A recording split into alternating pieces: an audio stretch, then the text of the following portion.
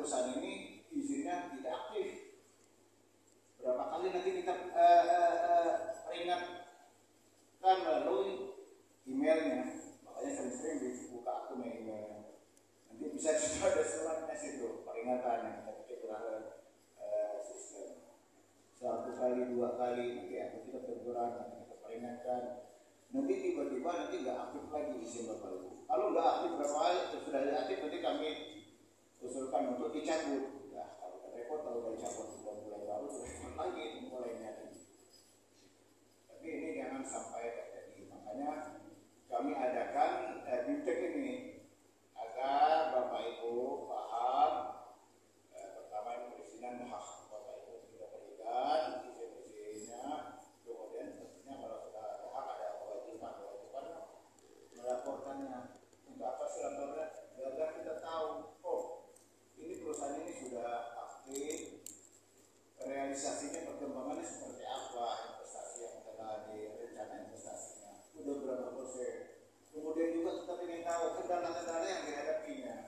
Nah di situ kan nanti kalau kita sudah tahu nanti akan kita lakukan fasilitasi, artinya kita membina penyelesaian permasalahan.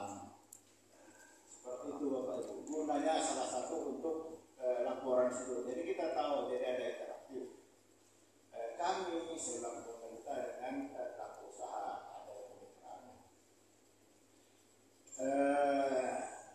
Kemudian ini sesi hari ini sesi terakhir nih Pak. Jadi mungkin kita sampai jam 11:30 mungkin kita akan ada penutupan. Jadi ini nggak sampai sore. Tapi sebelum ini metodenya ini dilakukan untuk paparan dulu awalnya, paparan tentang apa itu perizinan OS berbasis risiko. Kemudian nanti akan ada simulasi untuk migrasi datanya dari OSS jadi satu sebelumnya ke RPA, apa saja syarat-syaratnya bagaimana nantinya. Setelah itu ada tanya jawab. Kemudian yang lebih penting lagi, nanti kita ada coaching training atau kita praktekkan Bapak Ibu, makanya kita undang atau ada bentuknya apa permasalahan Bapak Ibu yang belum bermigrasi, nanti akan kita bantu dari teman-teman kita petugas kita RW ini untuk menyelesaikannya permasalahan Ibu sampai bermigrasi ke SSFPA atau NIP-nya.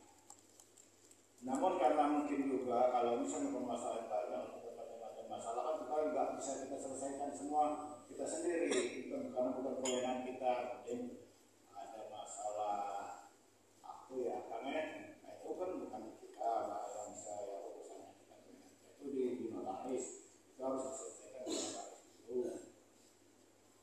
Tergantung nanti kalau bisa kita selesaikan di sini kita selesaikan, kalau belum juga karena batasan waktu dan pegawai nanti bisa dilanjutkan diselesaikan, kita fasilitasi, kita dampingi insya Allah sampai selesai di kantor. Jadi kantor kita mungkin Bapak Ibu ada yang tahu kita itu di Jalan Sukarso nomor 8 di sebelah Hotel Batani.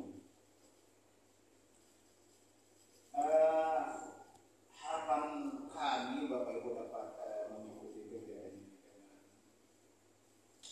dengan interaktif karena akan sebaik-baiknya. Jadi kita juga akan sosialisasinya dan berdampak positif. Jadi kita mau ini pelajaran kita di sini bisa membantu pelaku usaha Bapak Ibu di sini. Jadi bukan hanya kita bikin kegiatan ini dan menggunakan anggaran banyak, jadi nggak dapat apa-apa. Jadi ada hasil akhirnya mungkin selesai si Bapak Ibu dari dulunya bermigrasi jadi migrasi, dari sebelumnya tidak tahu menjadi tahu, belum paham jadi tidak paham, tidak pandai atau belum pandai jadi pandai menggunakan aplikasi OSS, dan syukur-syukur bisa menularkan ke akhirnya ke teman-teman Ibu di perusahaan.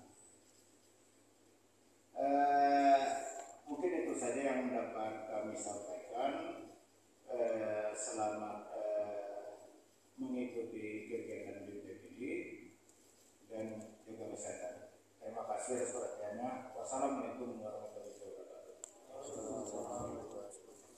Baik, terima kasih kepada Pak Mepens Jenderal SH yang merupakan Kabid Pengawasan Pengendalian Pelaksanaan Penanganan sekaligus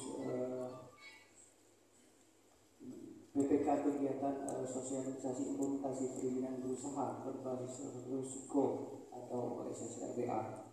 Dapat kita tangkap apa yang disampaikan Pak Penus tadi tentang pentingnya legalitas usaha bagi Bapak Ibu semua, karena ketika legalitas usaha memang sudah jelas itu merupakan tonggak awal dalam berusaha. Kemudian di samping legalitas usaha juga ada kewajiban berupa laporan kegiatan penanaman modal yang nanti akan dibahas pada sesi selanjutnya pada waktu pelaksanaan minggu depan. Kemudian OSS RBA ini merupakan implementasi dari Undang-Undang Nomor 11 Tahun 2020 yang merupakan Undang-Undang Cipta Kerja yang sebagaimana kita ketahui. Yang kalau dulu mungkin Bapak Ibu memahami perizinan dilakukan secara konvensional ataupun manual. Semenjak berlakunya Undang-Undang Cipta Kerja ini, perizinan sudah terintegrasi dan berbasis risiko malahan sekarang di OSS 1.01. Baik Bapak Ibu peserta pelatihan yang berbahagia, untuk sesi acara pokok kita pada pagi hari ini, penyampaian materi, kemudian praktek terkait OSS dan sesi tanya jawab nanti akan dipandu rekan saya yang ada di sebelah kiri, yaitu Bapak Joko Wasito SIKOM. Nah, jadi selama 2 jam ke depan acara Bapak Ibu, acara kita ini akan dipandu Pak Joko. Mudah-mudahan dapat berjalan dengan lancar. Silakan nanti pergunakan kesempatan yang baik ini bagi Bapak Ibu untuk bertanya kalau memang ada kesulitan di dalam bermigrasi nanti perizinan Bapak Ibu semua. Demikian mungkin yang bisa saya sampaikan. Saya akhiri billahi taufiq wal hidayah. Wassalamualaikum warahmatullahi wabarakatuh. Waalaikumsalam warahmatullahi wabarakatuh. Terima kasih kepada Bapak Peri atas waktu yang diberikan kepada saya. Assalamualaikum warahmatullahi wabarakatuh. Salam sejahtera untuk kita semua. Gimana Pak Ibu sekalian, sehat kabarnya? Alhamdulillah, sudah siap ya untuk mengikuti acara pemaparan materi sekarang ini. Sebelum materi dilanjutkan, kami sampaikan bahwa materi kita pada pagi hari ini yaitu Bapak Suryono SST PI. Beliau adalah sebagai analis kebijakan muda di Dinas Pelayanan Terpadu Pelayanan 1 BD. Kemudian yang kedua Ibu Sarli Pratiwi, sarjana hukum. Beliau baru-baru ini telah mengikuti diklat TOT OSS yang diselenggarakan oleh Kementerian Investasi di Jakarta. Untuk itu, marilah kita simak bersama apakah itu OSS,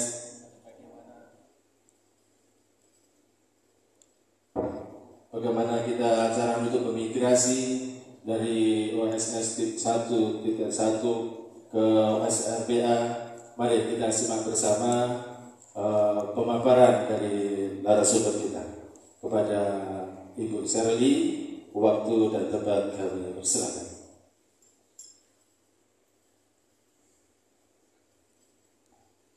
Baik, Assalamualaikum warahmatullahi wabarakatuh. Berubah jadi Bapak dulu sementara. Saya mau nanya dulu di sini yang sudah migrasi atau yang kebanyakan yang belum, apa yang sudah ya? Yang sudah ada di ininya OSS berbasis risiko. Ada yang udah, ada yang belum artinya kan? Sehingga nanti kita untuk lebih efektif dan efisien, tidak salah tembak gitu kan? Dalam konteks pagi ini, yang mudah-mudahan kita sehat walafiat semua, itu yang kita harapkan. tujuan dari sosialisasi ini adalah untuk memberi informasi sebetulnya bahwa OSS ini dan perizinan sekarang semenjak Undang-Undang Cipta Kerja itu adalah udah milik Bapak Ibu pelaku usaha. Kami hanya mendampingi dan kita berdiskusi. Nah, Bapak yang di sebelah kiri apa kanan ya? Nah, di sebelah kiri ini udah OSS RBA nih kelihatannya.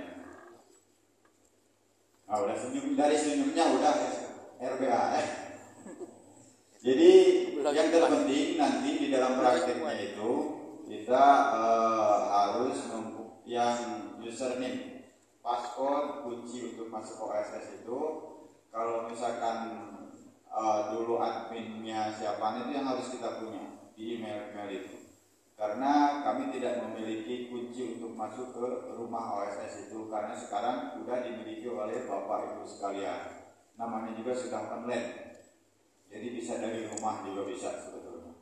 Dan bisa tiap kali dirubah, kadang-kadang mau dirubah silahkan masuk dengan kunci yang Ibu Bapak udah miliki. Cuman tadi ada beberapa hal kendala dan kewenangan yang menyangkut kewenangan regulasi di daerah dan di provinsi terus nanti ke pusat. Itu tergantung jadi KBRI, klasifikasi paku lapangan usaha Indonesia. KBRI itu terbit itu berdasarkan data dari statistik. Jadi itu sudah diterapkan di sistem OSS, itu menentukan resiko menengah rendah dari KBRI, itulah pemilihan.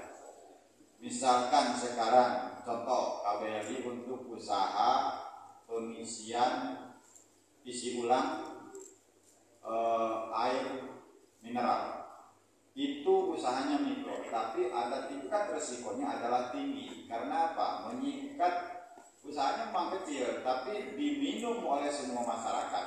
Kalau tidak higien, tidak netral, itu resikonya berdampak. Nah, itulah resiko. Itu berisiko. Dalam tingkat kerjaan kita, berisiko ke karyawan, berisiko ke yang produk kita jual. Itu. Dari rincian sebagai gambaran saja. Cuman itu rumusnya ada di statistik. Kita cuman pakai saja. Makanya sekarang udah online, begitu milik KBRI sudah ketahuan bahwa ini menengah tinggi. Kalau menengah tinggi itu izin yang keluar NIB, sertifikat standar yang memerlukan verifikasi dari lembaga instansi yang berwenang sesuai dengan kewenangannya berdasarkan peraturan pemerintah nomor 5 tahun 2021. Nah, untuk itu kita beri kesempatan ke Ibu Sherly, nanti kita lebih lanjut lagi sambil diskusi dan kita sambil praktek. Demikian kepada Ibu Sherly, dipersilakan. Assalamualaikum warahmatullahi wabarakatuh. Dan selamat pagi oleh Bapak Ibu sekalian. Kita diskusi santai aja karena materi yang saya sampaikan tidak terlalu banyak karena nanti kita akan ada praktek.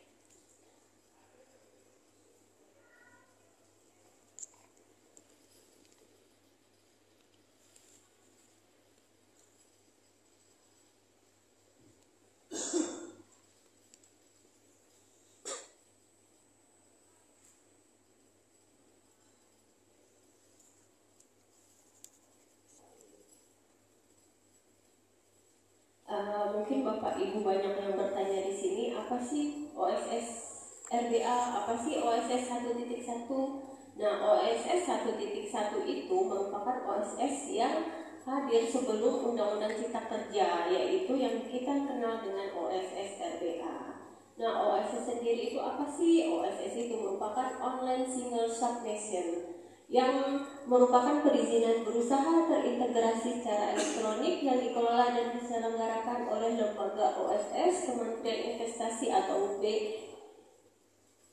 BKPM, penyelenggaraan perizinan berusaha berbasis risiko melalui sistem OSS. Ini merupakan pelaksanaan dari Undang-Undang Cipta Kerja nomor 11 tahun 2020. Nah, undang-undang di bawahnya yaitu terkait dengan PP pemerintah nomor 5 tahun 2021 tentang penyelenggaraan perizinan berusaha berbasis risiko. PP RI nomor 6 tahun 2021 tentang penyelenggaraan perizinan berusaha di daerah.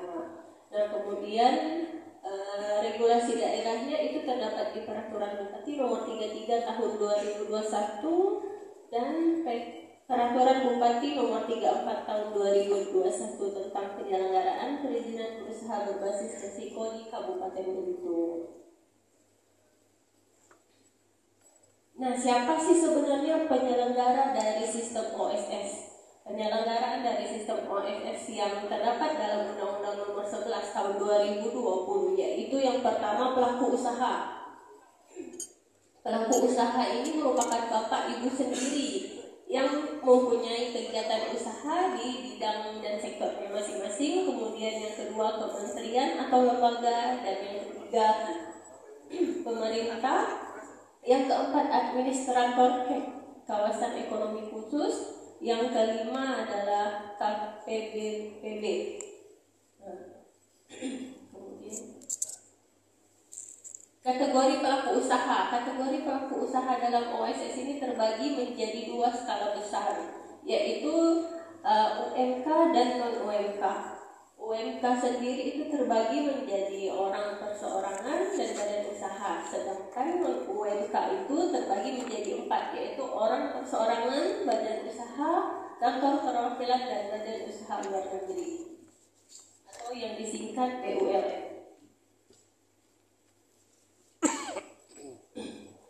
Usaha mikro dan kecil UMK. Usaha mikro dan kecil UMK adalah usaha milik warga negara Indonesia atau WNI, baik orang perseorangan maupun badan usaha dengan modal usaha minimal 5 miliar. Tidak termasuk tanah dan bangunan tempat usaha. Nah, jadi pas sebelum Bapak Ibu menerbitkan NUJ, sebelumnya itu ada memasukkan modal investasi awal. Nah, modal investasi awal ini itu tidak termasuk pembelian tanah atau pembangunan bangunan. Nah, jadi itu pure modal usaha Bapak Ibu. Kemudian perbedaan dari sebelum terciptanya Undang-Undang Cipta Kerja dan setelah adanya Undang-Undang Cipta Kerja, itu modalnya dibagi, Bu. Jadi sebelum adanya Undang-Undang Cipta Kerja, bagi usaha mikro itu maksimal 50 juta. Nah, tetapi setelah adanya Undang-Undang Cipta Kerja terbit, itu modalnya dinaikkan menjadi maksimal 1 miliar. Nah, bagi usaha kecil itu yang semula sebelum Undang-Undang Cipta Kerja terbit modalnya sampai dengan 500 juta. Nah, setelah adanya Undang-Undang Cipta Kerja ditambah lagi modalnya sampai dengan 5 miliar.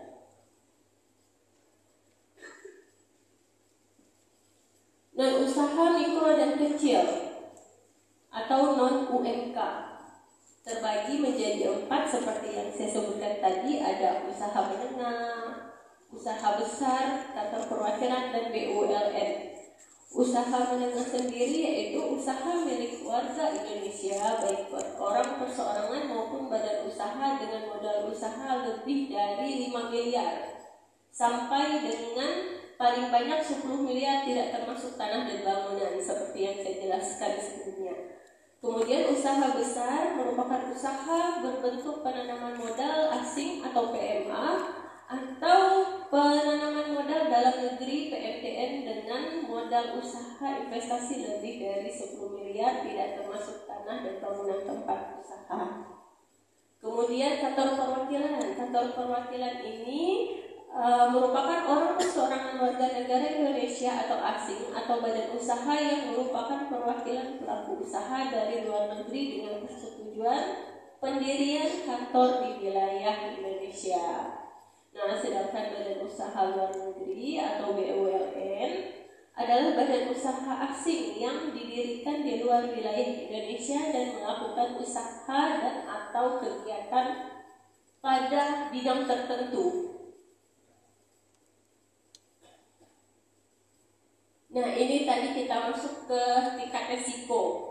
Jadi perbedaan OSS 1.1 dengan OSS RBA itu merupakan Perbedaannya ada di tingkat risiko. Jadi apabila di yang sebelumnya itu tidak ada tingkat risiko, di dalam KBRI yang ada terdapat lembar kedua di halaman NIB Bapak Ibu. Nah, di situ terbagi menjadi tingkat-tingkat risiko kegiatan usaha Bapak Ibu. Perizinan berusaha berbasis risiko adalah perizinan berusaha berdasarkan tingkat risiko kegiatan usaha, dan tingkat risiko tersebut menentukan jenis perizinan berusahanya. Nah, misalnya si A memasukkan kode KBRI, ada 5 digit kode KBRI, kode baku klasifikasi baku lapangan usaha Indonesia itu ada 5 digit. Nah, yang dimasukkan ke dalam KBRI kegiatan usaha Bapak Ibu yang berjalan. Nah, nanti setelah memasukkan kode KBRI, kelihatan dia tervalidasi resiko kegiatan usaha Bapak Ibu itu ada di resiko rendah, menengah rendah, tinggi atau menengah tinggi. Jadi nanti setelah adanya validasi resiko muncul, syarat-syarat apa aja sih yang harus Bapak Ibu lengkapi nanti ada tertera di dalam situ. Untuk usaha dengan tingkat risiko rendah dan menengah rendah, proses perizinan berusaha cukup diselesaikan melalui sistem OSS tanpa membutuhkan verifikasi atau persetujuan dari kementerian atau lembaga pemerintah daerah. Sedangkan usaha tingkat risiko menengah tinggi itu biasanya dia minta verifikasi oleh lembaga atau pemerintah daerah, kayak seperti tadi dijelaskan Pak Yono, seperti usaha air galon. Nah, itu dia harus ada minta verifikasi dari kementerian atau lembaga.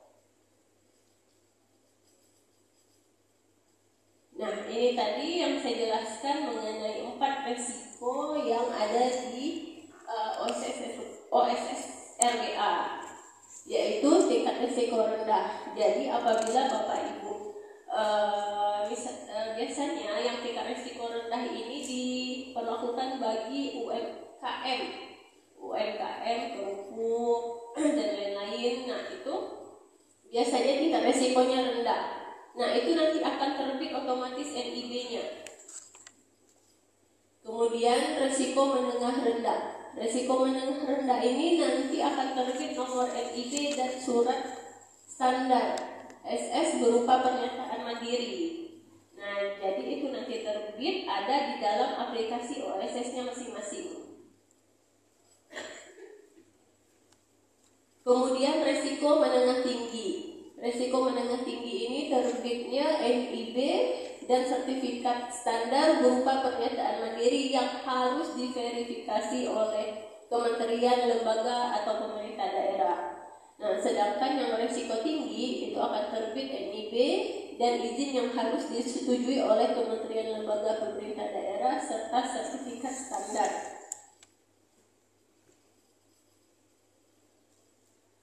Perizinan tunggal yaitu usaha mikro dan kecil UMK dengan risiko rendah diberi kemudahan berupa perizinan tunggal. Ini biasanya bagi UMKM. Artinya NIB berlaku sebagai legalitas standar nasional SNI dan sertifikasi jaminan produk halal atau SJPH. SNI berupa sertifikat bina UMK. Selanjutnya akan dilakukan pendampingan atau fasilitasi oleh Badan Standarisasi Nasional atau BSN. Nah, sedangkan SJPH selanjutnya ditindaklanjuti dengan pendampingan atau fasilitasi oleh Badan Penyelenggara Jaminan Produk Halal BPJPH Kementerian Agama. Jadi NIB ini merupakan legalitas usaha dari Bapak Ibu sekalian. Kalau misalkan kita kan sebagai orang perorangan legalitasnya merupakan DP. Nah, jadi ini merupakan legalitas dari kegiatan usaha Bapak Ibu NIB. Perizinan berusaha yang berlaku sebelum OSS berbasis risiko diterapkan tetap dapat digunakan. Jadi apabila Bapak Ibu sebelumnya telah memiliki NIB, meskipun usahanya masih berjalan atau tidak berjalan, itu masih bisa dapat digunakan dan dimigrasi ke yang berbasis risiko. Jadi selama Bapak Ibu masih ada nomor NIB-nya dan masih selama usaha saya ini bakalan masih jalan kayaknya, nah itu masih bisa digunakan. NIB tetap berlaku selama kegiatan usaha berjalan, artinya NIB tidak perlu diperpanjang, yang hanya perlu dimigrasi ke yang berbasis resiko, itu tidak perlu diperpanjang. Jadi Bapak Ibu tidak perlu membuat NIB lagi kalau dirasa sudah pernah membuat NIB. Jadi kemudian satu kegiatan usaha, satu PT atau CV atau nama itu hanya bisa mendaftarkan satu email dan username. Jadi apabila Bapak Ibu ada keinginan untuk mengganti nama atau membuat dengan nama yang lain, itu emailnya harus berbeda. Itu nggak boleh sama yang pernah email yang dipakai. Nah, namun apabila Bapak Ibu lupa nih email yang didaftarkan pada saat awal pembuatan NIB dan pengen mengganti email yang aktif, itu nanti bisa kita bantu untuk mengirimkan penggantian alamat email. Biasanya kalau bapak-bapak ibu-ibu yang udah lama, mereka lupa kemarin saya pakai email yang mana ya gitu. Dan nanti bisa kita bantu cek untuk perubahan email yang aktif yang mana. Nanti kita bantu mengirimkan email ke BKPM-nya langsung. Nah, ini merupakan perbedaan OSS versi 1.1 dan OSS yang berbasis resiko. OSS 1.1 itu belum terdapat standar perizinan berusaha di kementerian atau lembaga terkait daerah. Nah, sedangkan OSS yang berbasis resiko ini telah mempunyai standar prosedur dan kriteria atau MSPK perizinan berusaha berbasis resiko pada setiap sektor yang akan digunakan sebagai acuan tunggal dalam perizinan berusaha.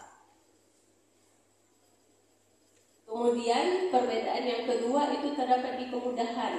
Kalau misalkan di OSS 1.1 yang kemarin itu perizinan berusaha tidak dibedakan berdasarkan risiko dan segala kegiatan usaha.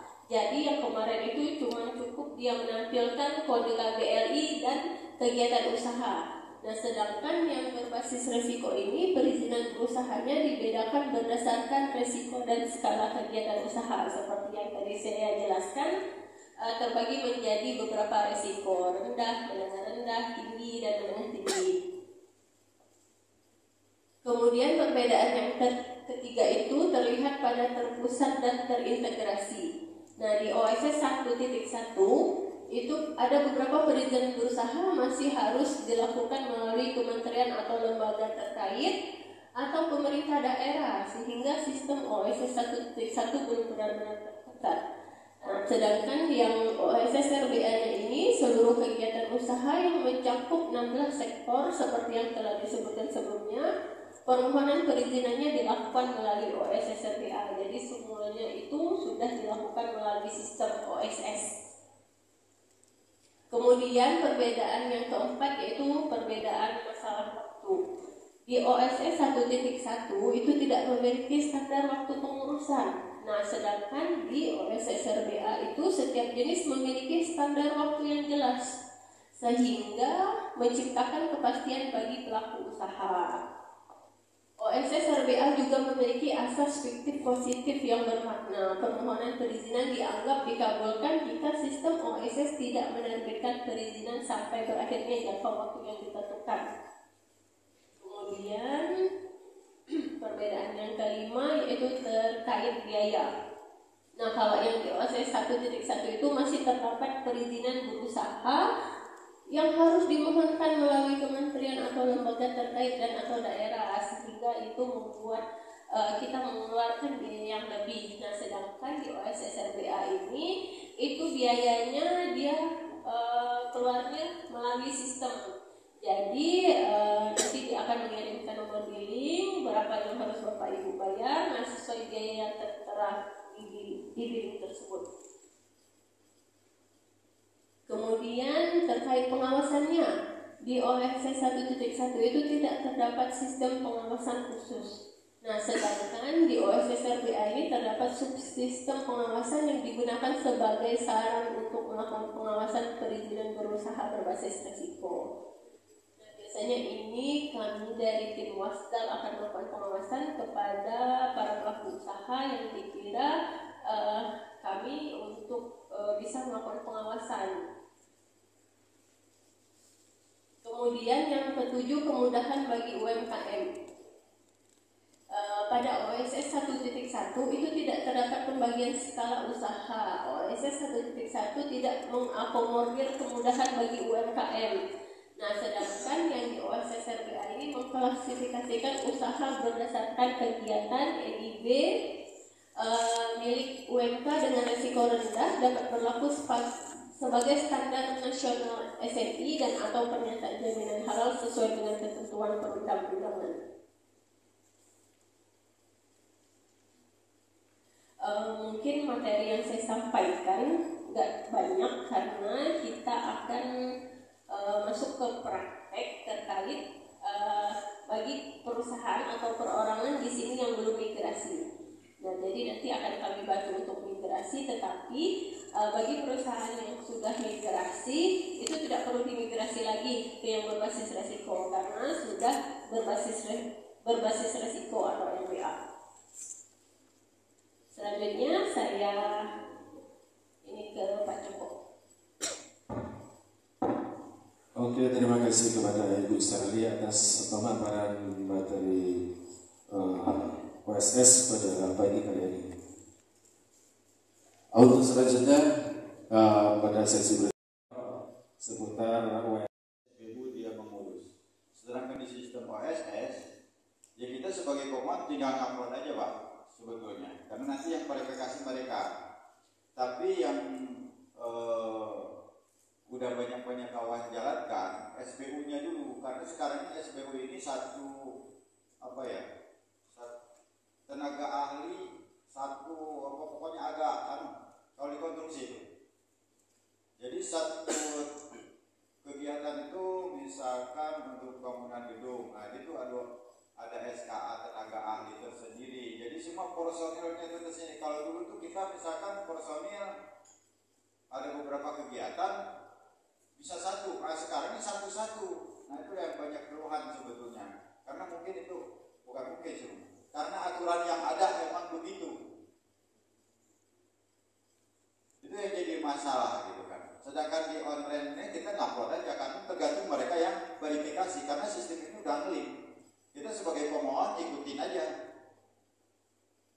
Nanti karena mereka yang verifikasi itu yang akan melakukan cross check ke kita untuk SBU. Itu sementara Pak penjelasan Pak.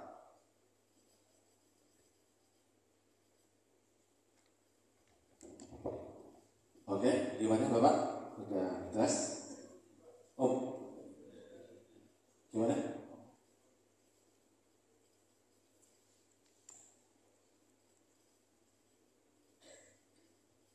Iya Pak, jadi kalau dengan cara begini kesannya di kita pengusaha itu OSS ini malah bikin kita repot gitu loh Pak.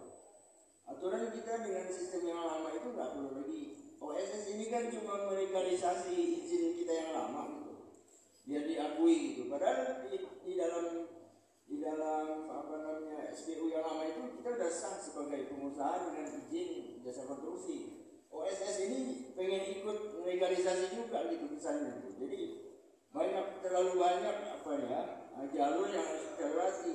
Maunya menyederhanakan malah kita bikin repot.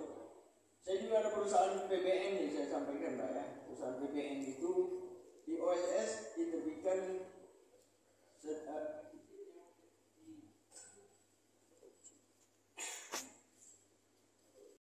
Undang-undang Cipta Kerja itu kan nggak ada lagi sebetulnya, hanya main di sistem aja Pak. Bukan cuman sih, ya itu yang harus diterapkan sebetulnya, para pelaku juga harus tahu gitu kan. Seperti kami macam di kabupaten itu kewenangan kabupaten tidak ada apa-apa sekarang.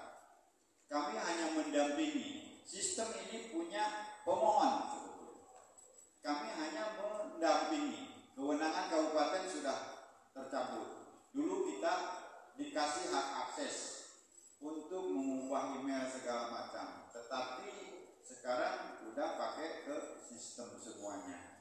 Dan ini memang mualanya dari Undang-Undang Cipta Kerja. Ya, kami juga bingung sebagai aparat yang memang karena tidak ada kewenangan. Kita itu udah kewenangan provinsi, artinya ya ke provinsi. Kewenangan daerah tidak diberi kewenangan. Kalau semenjak peraturan itu berdasarkan kewenangan, kita yang bisa masuk verifikasi misalkan hanya untuk kewenangan yang ada di kabupaten. Sementara hak akses untuk provinsi ya sudah dikasih hak aksesnya untuk verifikasi mereka. Sementara kita hanya bergerak di kewenangan kabupaten seperti untuk kesehatan, untuk yang usaha-usaha mikro. Memang itu diberikan kewenangan ke kita. Jadi kita bisa, ini apa yang harus diupload persyaratannya untuk kesehatan, untuk mendirikan apotek yang rendah gitu ya, toko obat misalkan. Itu memang ada dokumen yang diupload, begitu itu diverifikasi oleh dinas kesehatan, buat berita acara masuk langsung terbit Pak. Inilah kesangkutan kewenangan ini yang kita jadi masalah sebetulnya. Secara sistem memang bagus, walaupun memang kadang ada berubah-berubah juga. Ya mudah-mudahan lah ke depannya, karena kalau SPU terus masalah-masalah tambang masih belum tertata gitu ya. Karena ada masuk ke SDM juga kalau masalah tambang. Ada aplikasinya lagi. Nah kita ini di OSS RBA itu memang muara masuknya melalui OSS. Kita masuk langsung, pintunya itu mau ke SDM bisa dari OSS. Sementara itu yang bisa saya beri penjelasan Pak, karena itu kan menyangkut kewenangan. Dan kalau secara aturan memang seharusnya sudah saklek online. Itu penerjemahan, karena kan Undang-Undang Cipta Kerja ini tujuannya baik gitu, tapi begitu implementasinya kita di daerah jadi korban juga, karena kewenangan sudah begitu dilihat ya, kewenangan kabupaten cuma sedikit. Itu aja Pak. Oke, seperti itu Pak. Mungkin ini untuk dari kewenangan dari masing-masing. Jadi ada provinsi yang punya kewenangan sendiri, dari kabupaten ada kewenangan sendiri. Nah, dan selanjutnya ada benar lagi. Oke. Bapak sebutkan nama dan dari pusat.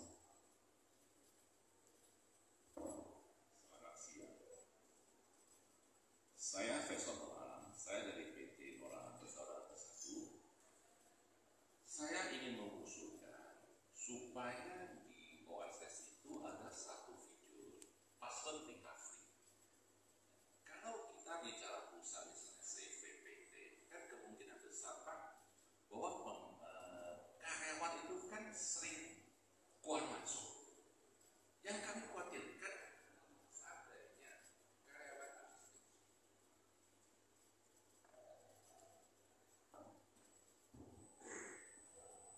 seandainya karyawan yang bagian administrasi bertukar dia keluar, kan bisa juga karyawan itu nakal kan, misalnya passwordnya diganti atau apa. Mungkin mesti dipikirkan adanya fitur password recovery.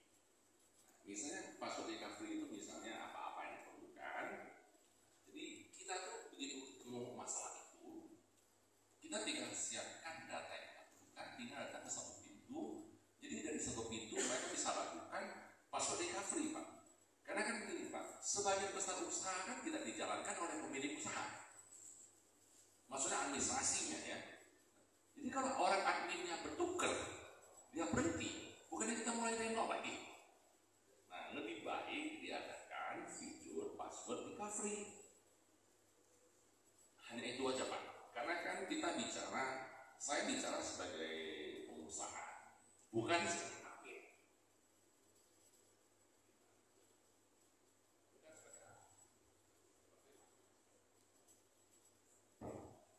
Saya bicara sebagai pemilik usaha Pak, bukan admin Pak. Admin kan bisa berganti terus Pak. Pemilik usaha tidak. Bos kan abadi, karyawan kan dispensable, karena mereka juga bisa minta berhenti kan. Future recovery Pak, tolong Pak. Sudah Pak. Sudah Pak. Terima kasih itu masukannya Pak ya. Sementara memang ada jalannya bisa membuat pernyataan ulang. Mohon pergantian email yang dikirimkan di sistem tadi Pak. Ada sebetulnya buat pernyataan itu. Dan Bapak, dan ini kejadian ini sudah berulang-ulang dan bahkan ada sampai korban penipuan. Itu dari Gunung Riting ada namanya Pak A gitu ya, tersebut langsung begitu. Beliau ada di Bangka, di telepon. Saya dari OSS resmi, gini. Saya akan membuatkan ini dengan intinya mereka memeras dan sempat terlepas uang 100.000 Pak. Artinya kunci itu dipegang oleh orang lain, memang terbit NIB-nya ini disodorkan hanya untuk digunakan untuk memeras. Nah, ketika yang bersangkutan lapor, kita tindak lanjuti, kita gunakan langsung email yang baru dan mereka tidak bisa masuk lagi. Itu Pak, bisa sebetulnya Pak. Terus yang untuk selanjutnya, kalau yang sekarang di OSP kan kita kan ini intinya itu migrasi sebetulnya. Kalau udah migrasi ke RBA itu udah tidak ada masalah, tinggal misi di dalamnya. Kalau misalkan kita sebagai pengusaha punya 10 PT atau CP, itu namanya bosnya satu, tapi dengan catatan email perusahaan A, perusahaan B berbeda. Kalau dulu satu email bisa beberapa perusahaan. Kalau sekarang satu perusahaan satu email. Itu aja. Itu kalau yang di badan usaha. Berbeda dengan yang di perorangan. Kalau yang perorangan itu kuncinya NIK. Kalau NIK sudah dipakai udah nggak bisa daftar lagi. Kalau di badan usaha satu orang NIK-nya bisa dipakai semua data, cuma dengan catatan emailnya beda. Jangan biar gampang ingat kita satu aja emailnya. Itu nggak bisa dan itu akan carut marut. Ini Bapak sudah pernah ya? Waktu itu. Nah ini yang kebetulan beliau juga melakukan buat surat pernyataan, tapi alhamdulillah sudah bisa terbuka walaupun 8 karena namanya juga karena itu tidak bisa ditangani langsung ke sistem sendiri gitu. Kita harus berkirim ke pusat. Nah itu tadi ke pusat. Kalau dulu kita bisa buka membuat email baru langsung bisa di kabupaten. Nah sekarang ke pusat semua. Jadi kadang nunggu 124 jam tidak jelas juga karena ini berhubungan dengan makhluk halus Pak internet ini. Kalau satelitnya nggak meledak itu cepat, tapi kalau ada gangguan di satelitnya, walaupun kita berdekatan, miring WA lama aku tahun-tahun Pak. Demikian Pak. Oke, terima kasih Pak atas penjelasannya. Gimana Pak? Ada lagi satu penyanyi? Oke. Ibu Jenny, saya punya beberapa usaha dalam satu unit. Yang mau saya tanyakan itu ada 3 yang poin penting.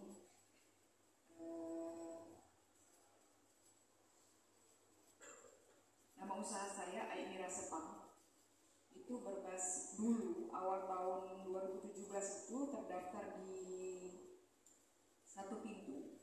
Sekarang sih sudah OSS ya Pak ya. Alhamdulillah kemarin sudah dibantu oleh Satu Pintu untuk memasukkan itu. Kemudian industri pengolahan saya kan termasuk herbal tuh Pak. Karena dia ini masih termasuk basis rendah ya. Basis risiko rendah. Kemudian waktu itu saya ada pembaharuan Pak, waktu itu menjadi minuman Pak ya waktu itu ya, ini kan kering kemudian menjadi minuman. Nah, yang saya agak pertanyakan itu kenapa harus menjadi industri sirup gitu Pak, itu yang satu pertanyaannya ya, kenapa dia masuk ke industri sirup. Nomor 2, di sini di surat perizinan ini kan status ditulis di situ belum terverifikasi. Mungkin banyak kawan-kawan juga yang bingung nih dengan status ini apa nih maksudnya, biar kita tahu jelas gitu. Kenapa status itu ditulis belum terverifikasi. Kemudian yang satu lagi, mungkin ini mempengaruhi ke perizinan Pak ya, karena salah satu usaha saya kan ada spa. Nah spa itu kan memang harus gubernur kalau nggak salah ya, perizinannya ya gubernur ya. Nah itu memang belum. Nah kewajiban di sini dan harus ada sertifikat standar. Nah mohon arahan bagaimana nanti untuk bisa mempunyai sertifikat standar Pak untuk usaha saya ini, karena yang saya takutkan ketika usaha saya mulai berkembang gitu Pak. Surat-surat seperti ini kan penting nih Pak untuk entah untuk perizinan atau segala macam itu, mohon penjelasan yang itu. Itu aja mungkin yang bisa saya tanyakan. Terima kasih. Oke, terima kasih Pak Nina. Ada 3 pertanyaan ya, mengenai pembaruan minuman. Tadi kenapa kok ke jadi sirup? Kemudian yang kedua mengenai apa itu ya? Belum terverifikasi. Kenapa ini ada lagi? Kemudian penjelasan tentang standarisasi sertifikat standar. Demikianlah. Baik, terima kasih Bu. Contohnya sekarang kalau misalkan untuk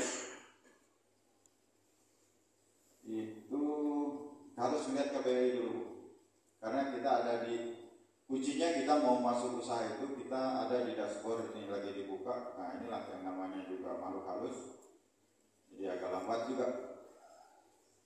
Jadi nanti ada di informasi, tinggal pilih KBRI, di situ ada kelihatan resiko semuanya. Makanya kita coba kita buka. Jadi sebelum kita melakukan usaha itu, kira-kira usaha apa yang akan dilakukan, yang usaha yang akan dilakukan itu KBRI. Nanti kita milih klasifikasi baku lapangan tadi. Kelihatan kalau misalkan minuman herbal, kalau ada minuman yang herbal, nah itu berarti pemilihan KBRI yang salah.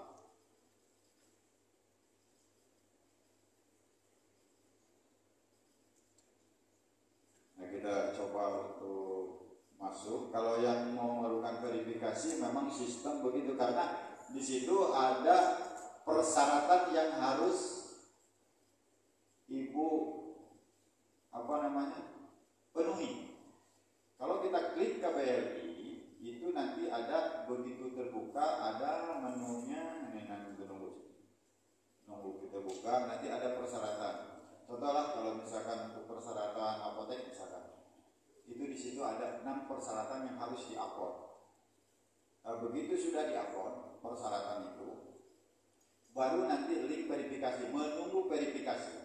Nah, cuman karena kewenangan itu ada di kabupaten, jadi si pelaku itu bisa walaupun sistemnya online, tapi bisa ngomong aku ini barang ini mau aku di-upload ini. Dia datang ke dinas kesehatan, dijelaskanlah karena memang ada aturannya. Ini yang harus di-upload. Nah, mereka upload itu, ketika udah upload, telepon aja kan, udah dekat kan, udah dapat, tinggal buka ke sistem, klik verifikasi, sudah keluar jadi sertifikat standar keluar. Nah, itu ada persyaratan yang harus dipenuhi. KBRI-nya berapa Bu? Yang apa ya? Ya sebut aja.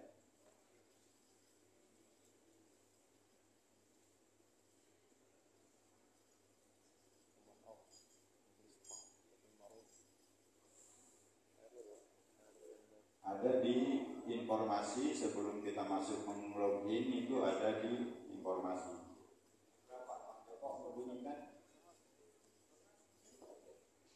Yang sirup aja ya Pak ya? Ya boleh. 10723.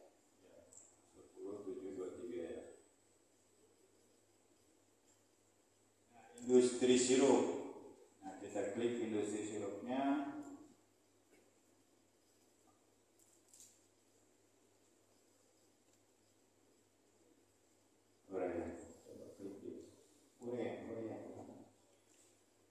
Nah kita di ini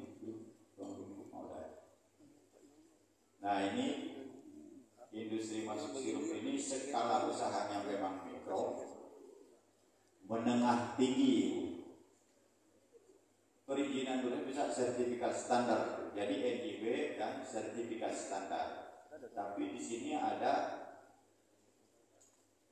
kewenangan, persyaratannya berlokali di kawasan peruntukan industri apabila kewajiban ibu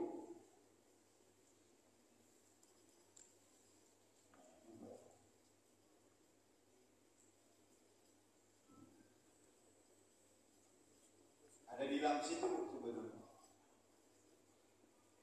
Gini Pak, maksudnya produk saya kan sebenarnya nggak berubah Pak, tidak berubah sama sekali, hanya memang yang saya khawatirkan karena perubahan untuk wujudnya aja gitu loh.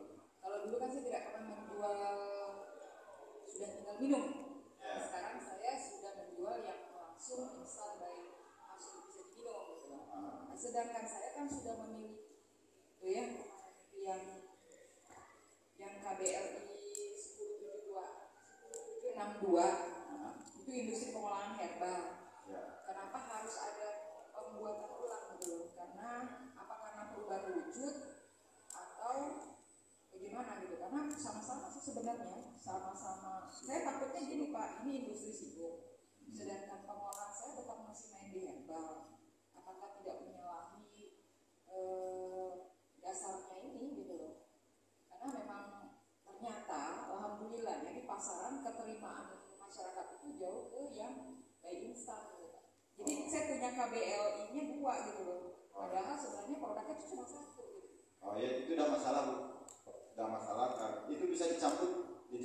Ibu bisa permohonan likuidasi nanti, pencabutan KBLI yang ibu tidak pakai. Karena usaha ini kalau misalkan ada di akte atau kita punya KBLI yang mau dicabut, ibu bisa permohonan pencabutan non likuidasi ada itu atas dasar alasan sendiri. Ibu bisa mencabut.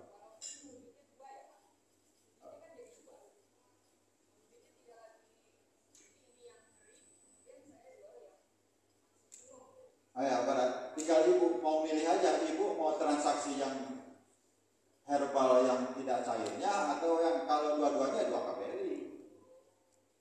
Tidak masalah. Ya walaupun jenisnya sama, karena kalau misalkan sekarang teh itu kalau kita jual itu bisa PIRT. Kalau wujud teh itu bisa keluar izin edarnya PIRT. Tapi dia sudah berubah jadi teh botol, di BP POM itu harus ada MD. Nah inilah yang ngeling ke, kalau ibu mau membuat selanjutnya itu ngelingnya ke BP POM. Di situ Bu. Udah aja. Itu benar. Karena itu ngelingnya ke situ. Itu masalahnya. Oke Bu ya. Oke, Bu. Sudah jelas.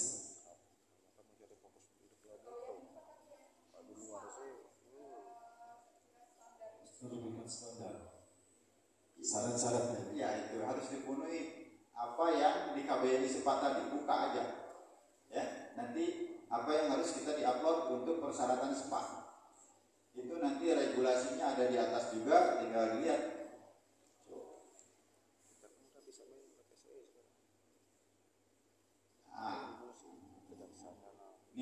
Ini sebagai contoh aja, kalau kita ngecek KBLI nanti ada regulasi di atas, tinggal diklik. Kenapa ini aku masuk begini dan apa yang harus kita isikan. Jadi regulasinya udah jelas. Nah, ini yang terbaru di tahun 2021.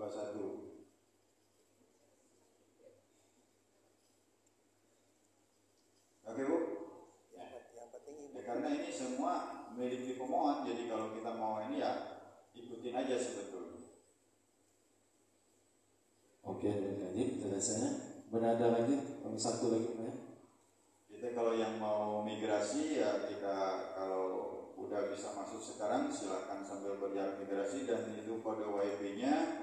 Kalau yang mau migrasi, kalau yang sudah migrasi ya minum dulu santai, kopi, ngobrol-ngobrol. Kita tidak perlu tegang karena memang ini santai saja.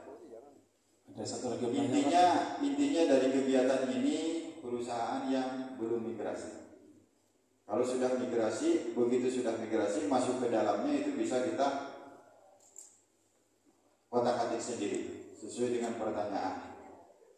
Kalau tidak bisa mengisi pertanyaan, disitulah fungsi kami memandu dan mengawal, mengarahkan. Tidak bisa, karena kadang-kadang ada kawan-kawan itu menyuruh orang datang mau buat izin. Begitu dibuka sistem berapa luas lahannya, kan tidak tahu.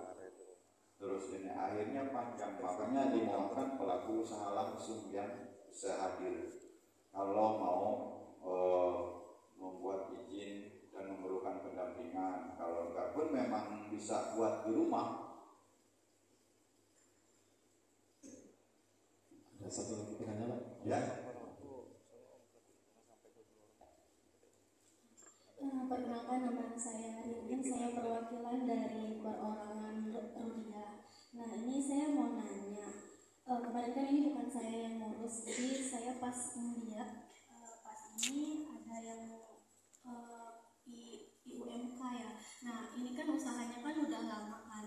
Nah, ini sedangkan MPWP-nya itu masih aktif. Nah, ini bisa nggak? Pas saya lihat di Google kemarin, IUMK itu harus mendaftarkan ke camat dulu. Nah, sedangkan kemarin yang ngurus sepertinya itu tidak mendaftarkan itu. Nah, di warung kita ini kan ada terdiri dari 5 produk. Apa itu nanti bisa migrasi juga ke situ? Apa cukup perorangan saja? Sudah. Jadi kalau usaha yang ibu mikro ya, sebetulnya UMK itu surat keterangan kalau misalkan diperlukan di kecamatan pun bisa dikasih. Kalau tidak pun, karena semenjak Undang-Undang Cipta Kerja ini sebetulnya sudah tidak bisa diterbitkan lagi. Tapi kalau misalkan ibu mau ada keperluan, istilahnya, maaf ya, kalau kita mau mencari modal misalkan ke bank, kalau dari pihak bank yang meminta UMK, enggak masalah. Tapi sementara sekarang cukup dengan NIB aja udah cukup, karena sudah ketahuan di sini. Karena di NIB itu logonya bukan logo pemerintah daerah, itu logonya burung Garuda. Nah, burung Garuda itu logo tertinggi di Republik ini. Jadi sebetulnya itu karena mungkin peraturan perhubnya belum dicabut, atau kalau tingkat keberlakuannya hanya untuk pendataan aja sebetulnya, untuk di kecamatan itu. Pendataan aja bahwa memang warganya ada melakukan usaha mikro, jadi sehingga lebih memudahkan, lebih memonitor. Demikian, Bu. Oke, Bu, nggak jelas. Oke, masih ada lagi? Kalau enggak, mungkin kita bisa langsung. Oh, salam. Padahal kan itu sebenarnya untuk tanah itu belum pasti kita jadikan lahan usaha atau bukan gitu kan. Maksudnya bisa aja itu lahan dijadikan investasi perusahaan. Tapi kenapa setiap kali kita membuat sertifikat itu harus selalu dicantumkan atau disyaratkan izin lokasi? Sebenarnya itu agak sedikit merepotkan kami sih, Pak. Bisa dibantu nggak Pak untuk dijawab? Soalnya dari kami juga ada kami selalu mempertanyakan ini gitu. Kami sedikit kurang paham mau jawabnya, karena kami kan untuk pembuatan sertifikat juga sesuai dengan syarat yang diberikan BPN. Boleh dibantu Pak? Terima kasih. Kan sertifikat diminta izin lokasinya oleh BPN. Nah, itu.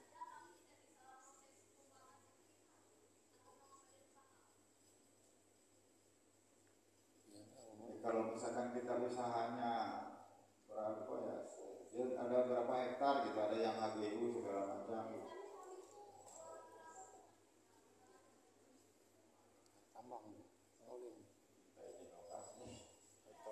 Karena secara izin di OSS enggak gitu loh, itu di OSS udah kalau lokasi segitu enggak perlu lokasi, cuma alamat lokasi aja, lokasi usaha.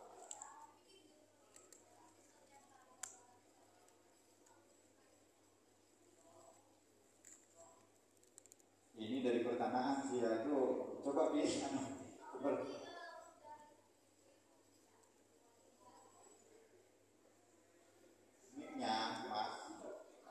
jadi tentang Mas punya mic.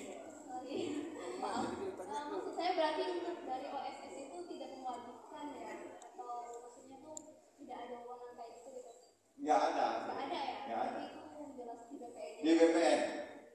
Oke, terima kasih Pak. Ya, karena kalau secara by system tuh gitu masuk kan tidak ada di situ. Apalagi luasan segitu, tambak itu yang 1 hektar aja bisa diusahakan per orangnya tanpa izin lokasi. Kan itu masuk rendah. Terus ada juga misalkan luasan lahan di atas 1 hektar itu mereka minta KKPN juga ya Pak? BPN. Iya BPN, tapi kan KKPN itu harusnya di OSS juga Pak. Iya ke BPN lah itu sebetulnya kami agak susah juga ngejelasin. Oh gitu. Iya. Maaf Pak. Iya. Oke, mungkin itu kewenangan dari BPN, Pak. Jadi mungkin dari satu pintunya agak sulit juga untuk menjelaskan. Mungkin gitu, masih ada lagi? Kalau tidak ada, mungkin kita lanjutkan ke praktek migrasi aja, ya. Ya. Oke. Itu angkatan kelihatannya belum migrasi. Yang nggak bawa laptop berarti artinya sudah migrasi.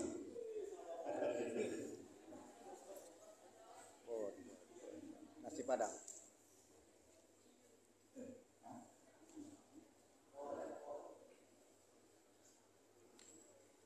Oh iya, ada yang bawa laptop, tak bawa laptop. Aku kebetulan ada yang backup katanya. Ada yang aku nggak bawa laptop katanya. Nah ini laptop ini kita cabut. Mana yang tadi nge-WA ini? Wah. Siapkan email dengan itu. Pokoknya kunci yang ke OSS-nya disiapkan. Cuman sebelumnya saya kasih tahu dulu, kalau misalkan akte notaris belum di-update, itu kalau sudah punya nomor administrasi umum, ada lembar pengesahan dari Kemenkumham, itu bisa masuk. Kalau itu belum punya, berarti harus ke notaris dulu.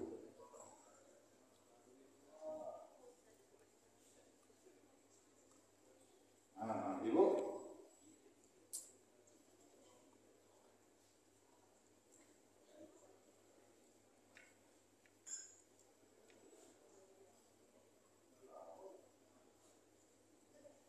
Ada yang mau migrasi tapi nggak bawa laptop? Yang mau migrasi dan nggak bawa laptop? Bisa saya bantu?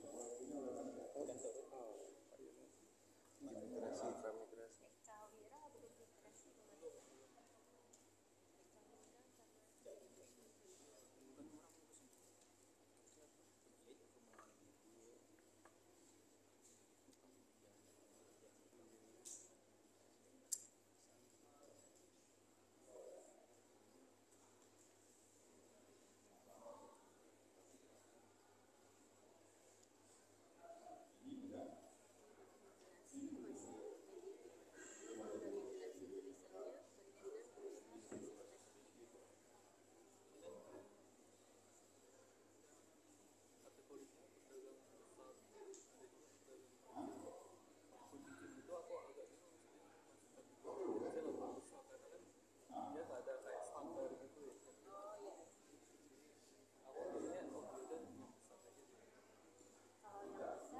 Berbasis risiko ya, itu udah migrasi ya.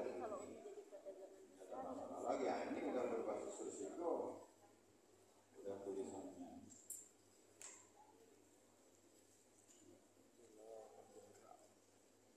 Tinggal nambah. Jadi kalau misalkan kita satu orang punya beberapa usaha, terserah mau usaha perikanan, peternakan, tinggal nambah KBRI aja. NIB cukup 1, itu sama dengan berusaha. Jadi NIB-nya 1, tapi KBRI-nya bisa berapa puluh dengan catatan tidak melebihi 1M, itu masih mikro. Kalau udah di atas 1M dari investasi semua itu modal usahanya di luar tanah bangunan, itu masuk kategori kecil.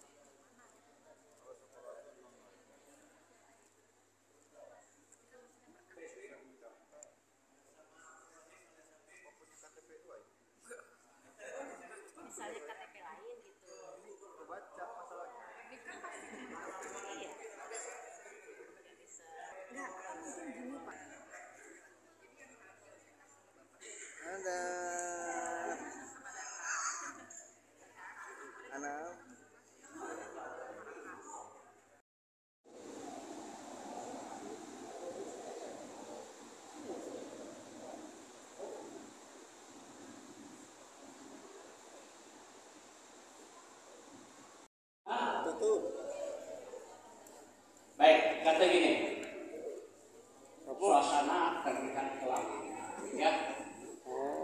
Di luar hujan menjatuh. Awal kita ingin menyampaikan assalamualaikum warahmatullahi wabarakatuh. Bagus ke Bantul?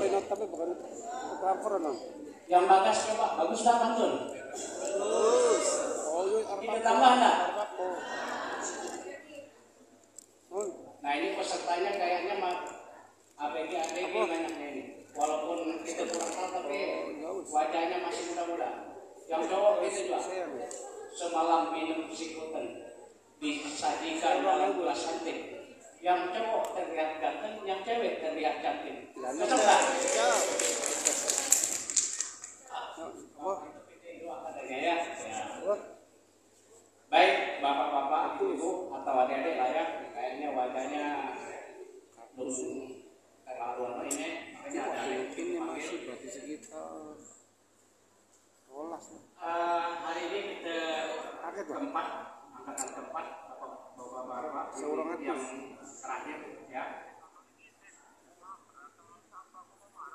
Di awal kemarin sempat ada pembukaan, makanya hari ini penutupan. Ya, jauh pergi ke Bangka, ya. Yang kita fokus ke tarik di jangan kurang masih gedung ya. Sesuatu yang pernah dibuka harus kita pokoknya manusia pertemuan di gedung. Ya Pak, ada kan udah terbuka dan tutup. Ya kebuka itu pertemuan uang ya. Lo bisa terbuka, ada kan udah tutup. Hah? Mau ada terbuka, jangan coba-coba enggak ada tutup. Ya Pak. Tapi tergantung buka, bayang sampai yang buka gitu, itu harus tutup. Ya. Baik, apakah kita tutup cepat atau buka? Atau tutup cepat ini? Cepat atau lambat sedikit? Pelan-pelan. Hah? Pelan-pelan. Nah cepat ya? Pelan-pelan. Ya tergantung pesanan nih Pak, nak dibuka cepat atau nak dibuka lambat, uang. Satu bagi dua. Sedang-sedang aja ya. Masa ini cepat dan tutup ya. Karena biasanya kan sesudah dibuka itu dia ada suasana lain, ya kan? Kita buka kita tutup pelan-pelan saja ya. Oke. Baik, tadi sudah dikenalkan ya, mungkin dikenalkan. Nama sudah dikenalkan, didampingi Pak Venus sebelah kita ini, Pak Surono mungkin lah kenal pada ketika papangan. Nah kalau itu tadi telah diberitahu, nama ini orang kampung lah Pak, ya namanya ini nama lama dan banyak huruf Pak. Pun zaman sekarang kan nama-nama itu panjang-panjang ya. Nah kalau ini nama tetap tampil, kata orang pindah layaknya itu Pak, ke sana diayokan. Tak kenal maka tak sayang, kalau sayang kita tuh kita lanjutkan, ya kan? Ya, gitu ya. Tapi yang hafal pantun itu dah, jangan dihafal ya, biarlah, gitu aja. Jadi hari ini kita penutupan sesuatu yang pernah diberikan, tentunya kami dari situ itu berkeinginan atau suatu keinginan Pak, intinya kami dengan pihak pengusaha, perusahaan atau orang perorangan ini dengan adanya aturan pemerintah ya perbaikan dalam hal administrasi perizinan. Nah itu yang ingin kita kenalkan, ingin kita usahakan supaya dilaksanakan. Jadi bukan acara ini meriah besar dananya, tapi keinginan itu tugas kami Pak di satu pintu memperkenalkan ini, jangan sampai nanti perusahaan-perusahaan tidak kenal gitu ya dengan pola-pola tertentu di perizinan. Sampai di sini ikut acara paham nggak Pak apa yang disampaikan oleh narasumber kita? Atau paham ya? Nanti kalau nggak paham kawan-kawan di satu pintu yang terlibat dengan Bapak Ibu itu tanya lagi pulang ya, karena mungkin hanya sekian jam mungkin nggak terlalu paham ya. Jangan dibiarkan. Bapak-bapak di perusahaan tentu selain memikirkan perusahaannya tentu banyaklah urusan lain ya. Ya kan Pak? Kadang mikir keluarganya, kadang ngurus perusahaan sebenarnya. Ya kan? Apa ini singa anak belajar lah misalnya, kadang dapat mikir yang lain Pak ya. Jadi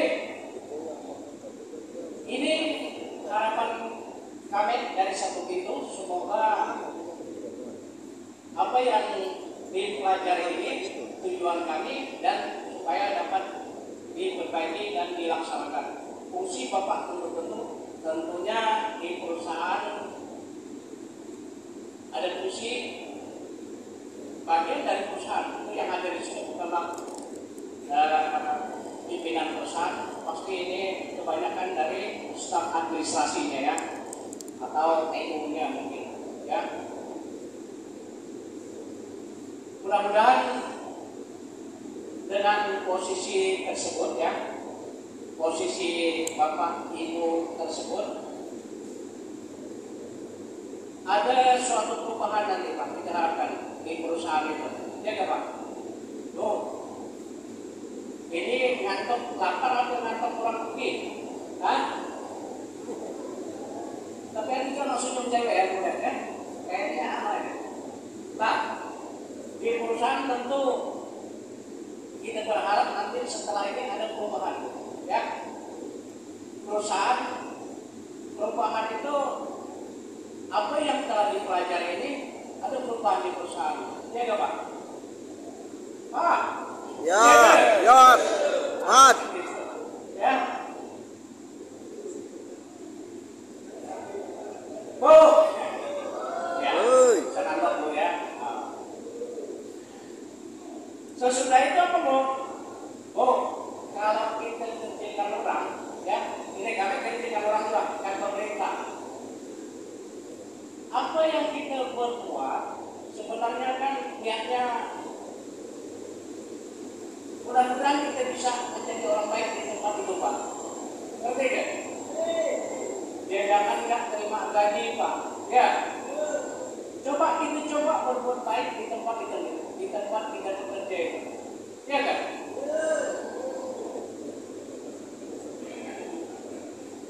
Alangkah ruginya Pak, saat kita bekerja, hanya batasnya dapat gaji.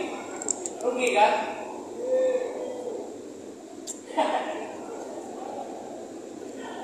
Ya? Inilah ngerti benar ini kelihatannya ya. Itu Bapak rambut, anak pakai helm putih itu anak ya. Ngerti benar itu ya. Siapa ya? Bapak Ibu yang kami hormati ya. Kadang-kadang memang suasana kantor, apalagi karyawan banyak ya.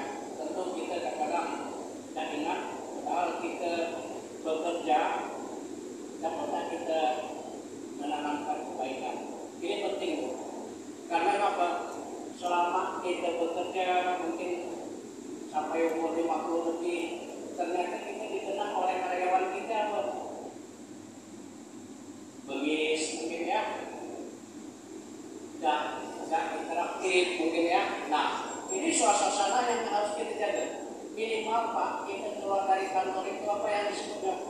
Oh, Bapak personalia itu sih kebanggaan kami kan? Iya kan? Kamu tak usah marah, dimarahin orang semua kan? Ya. Jadi di setiap usaha Bapak tanamkan kebaikan ini Pak. Usahalah berbuat baik karena apa? Ya maaf ya, bukan terlalu mengajari ya, bukan terlalu mengajari. Ini penting Pak. Yang harus kita bangun ini sebenarnya suasana kekeluargaan di setiap di mana kita bertugas. Ya sulit ini karena kata orang Belitung nggak rambut sama hitam, ya kan? Pemikiran orang itu beda, inginnya apa, tapi perlombaan itu pasti kalau di kitab suci dikatakan al-umut tagasu, telah melalaikan kamu bermemegahan. Ada salah satu yang melalaikan masalah harta biasanya, ya kan? Masalah jabatan, golongan. Inilah Pak yang kadang-kadang membuat kita tidak sadar gitu ya, sampai diancam kita dengan harta tumul makofir. Berhentinya kapan? Setelah masuk kubur. Tidak ada kebaikan yang dikenang. Sibuk kita dengan urusan ini, ya. Pak, ngerti ya? Ya. Jadi sebelum kita berakhir di tempat kerja, sebelum kita mati, kita berusaha harus berbuat baik. Karena Belitung dikenang orang luar Pak, ternyata Belitung orangnya ramah-ramah, ya kan? Ya, Belitung orangnya ramah-ramah Pak, berkah alamnya, ya kan? Akan rusak oleh suasana tadi Pak. Bisa nggak rusak itu? Bisa, ya. Bayangkan itu, ya. Rusaknya apa? Tadi Pak, karena suasana tidak nyaman, mudah bertengkar, ya.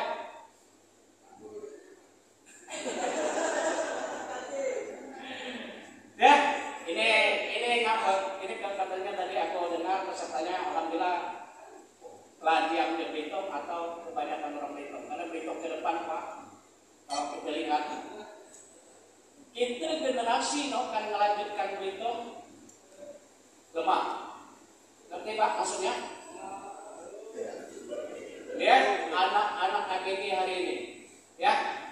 ABG hari ini apa yang pegangan dia untuk masa depan dia? Megang HP, ngayau-ngayau, kumpul-kumpul, ya, main motor. Terakhir balik rumah buka motor. Kebanyakan yang gini ABG gitu, ya kan? Nah, pernah nggak terpikir oleh mereka keadaan mereka ke depan ini? Sementara alam kita menjanjikan terbalik. Alam kita menjanjikan terbalik, bukan di zaman dulu menjanjikan ada hutan, sumber timah, sumber segala macam. Mereka tidak dapat menikmati ini lagi. Makanya masa depan mereka kalau tanpa perubahan ya, tanpa motivasi, tanpa cepat ini kita beritahu, Belitung rawan sosial, keadaan sosial yang akan berubah lebih cepat. Ini pihak-pihak perusahaan yang duduk di sini, mudah-mudahan tadi pesan kita kawal bisa berbuat lebih baik untuk kita orang Belitung. Ya, kurasa tidak usah panjang lebar ya, terlalu jauh. Kalau aku melangkah lagi panjang sebenarnya, tapi kita ya. Ya. Tapi kalau aku melangkah gini masuk tak? Hah? Apakah ditutup lah? Oh ternyata ibu-ibu nak kemasukan gitu ya, kalau ditutup. Pak, ibu-ibunya nak dimasukkan, kita masuk katanya. Kan ditutup lah? Tutup, oke. Ya. Ya malu lah. Mereka itu makan galak ya. Makan, tahu nak ke rumah. Itu nak tertutup, ngapain? Kalau ada lalat tinggal, ya kan? Tertutup, makanya. Jadi kurasa cukup sekian, ya. Beliau seorang pelayan, kerjanya bersih-bersih. Dari kita cukup sekian, thank you and terima kasih. Ya.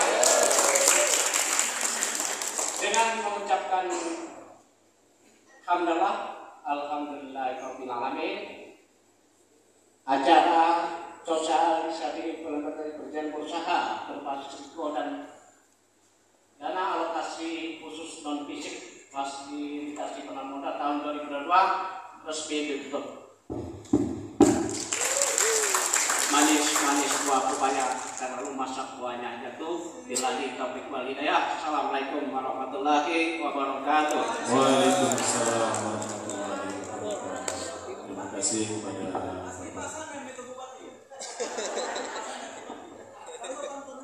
terima kasih kepada Bapak Sekdin yang telah menutup acara pada hari ini.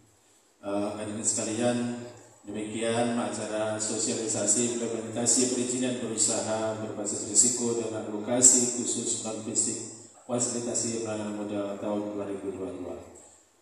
Mudah-mudahan dari apa yang kita ikuti pada siang hari ini dari awal sampai akhir, mudah-mudahan akan bermanfaat untuk kita semua dan Bapak Ibu sekalian, bagi para pelaku usaha diberikan pemahaman atas apa yang mereka ikuti. Dan apabila pada siang hari ini ada Bapak Ibu sekalian yang belum selesai melakukan migrasi, masih kita bantu mungkin bisa datang ke kantor.